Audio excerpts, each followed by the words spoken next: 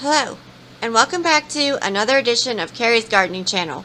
Today is May the 1st, 2018, and I was asked to show an update on my begonia tubers that I had started. So I'm showing you here, some of these are actually blooming, and they're growing pretty tall. And there's some more over here. Hold on a moment. You can see these back in here. And then there's some more of these over here. Some of the lights are off because we're starting to move the stuff outside. So it's not as bright down here as it normally is.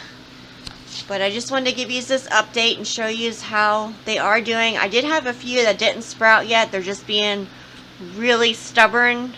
The bulbs or tubers, whichever one you want to call them, are still good. But they're just throwing a fit for coming up. So I'm still working with them. I haven't given up on them.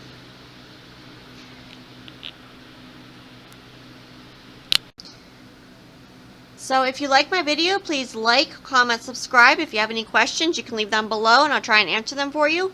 Please don't forget to hit that little notification button. I'll try to put a new video on. Thank yous for watching and I hope you have a nice day. Bye.